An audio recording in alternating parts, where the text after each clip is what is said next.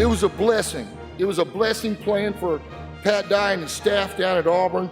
And what I learned during those days, those hot, tough days down on the plains, would literally last me an eternity in the NFL. Former Auburn linebacker Kevin Greene was inducted to the Pro Football Hall of Fame. Due to growing up overseas in a military family, Greene was not heavily recruited out of high school, and he chose to walk on at Auburn. Greene credits his time on the plains as the foundation of his success. The first time I saw Kevin Greene, we were starting our off-season program. And it was a demanding program. And I'm not sure what time we started, probably 5:30 or 6 o'clock in the morning, but I know it was early in the morning. And I look out there, and here's a guy that's 6'2", probably 230, 235 at the time. Of course, he'd catch your eye the way he looked. But then I watched him working, and he was faster and quicker. He whipped everybody on our football team, and any drill he got into. And it didn't take me long. I turned and I said, I asked one of the coaches or manager or somebody, I said, who in the world is that? And he said, that's Kevin Greene. I said, well, where has he been? He said, he's a walk-on. Pat Dye and the entire staff down, in those 2-a-days and 3-a-days, and as physical as those practices were down in Auburn in the heat, it set the standard for me as far as work ethic, I think.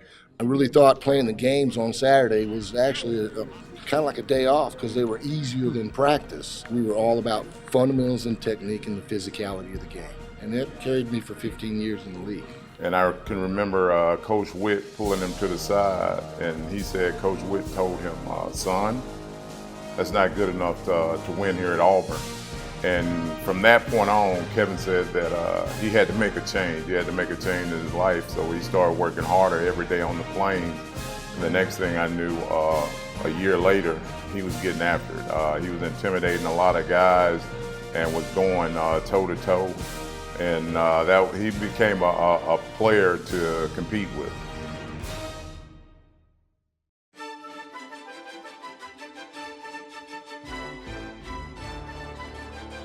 Greene's game was centered on emotion and a pure love for the game of football. He was very, very, very passionate, very intense. I don't think I've ever heard him say an ugly word, but he was intense, and he brought it every day. I think he was doing it personally. He wanted to be the best he could possibly be, and in doing so, he made us all better. But he was and still is an intense man. I don't know that I've ever coached anybody that had more desire to be good than Kevin. I don't think I did. So when I did get some shots, I took my best shot, and I knew the crowd wanted to see that, and they loved it. And I loved giving it to them, and I didn't want to fail them. So yeah, when I got a sack, there was a sense of, yeah, I got it. And then now here we go again. I want to get another one, so I'm greedy with sacks. You get one, you want two, right? And you get two, and you want three, and then you just get hungrier, But yeah, it was a sense of, yeah, I'm doing my job. Kevin played with such a level of intensity and that was the only way he knew how to play. And it went on just from the Auburn days on into the pros, and still now he carries that intensity. When he's on the plains at Auburn, I can't watch a game with that guy for the simple fact that, I want to relax, and he's often like, Big Steve, don't you have one more play? Nah, I don't have any more plays here at Auburn. Let those young guys take care of that. He was kind of a freak of nature with his strength. He had an unbelievable work ethic. And it didn't make a difference whether he was running sprints or any competitive drill that we ran. It was important for him. It was important to him that he win. My responsibility as an ex-player at Auburn to go back and share what I was learning, what I was experiencing, and tricks of the trade. It was important for me to give back to Auburn, every year, as much as I possibly could to help them, achieve success and help Coach Witt, because, he gave me an opportunity as a walk-on. He just didn't let me, just gather dust over there. Eventually, he had to say, Greene, get in here, let's go. You know, so he gave me that opportunity. What it means to Auburn to have a player like that in the Pro Football Hall of Fame is that, you know, this is a place that dreams can come true.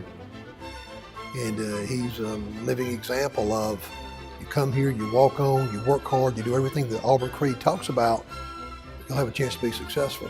Kevin was obviously one of my teammates, and you know, having an opportunity to play with Kevin, and you know, it's a brother. You know, it's a brotherhood. That's what Auburn was all about. You know, and I was just so proud. I just think it's great for Auburn. I think it's great for the Auburn family, and I know it's something that he worked really hard for. You know, he came to Auburn as a walk-on, developed himself, polished his craft, became a great player.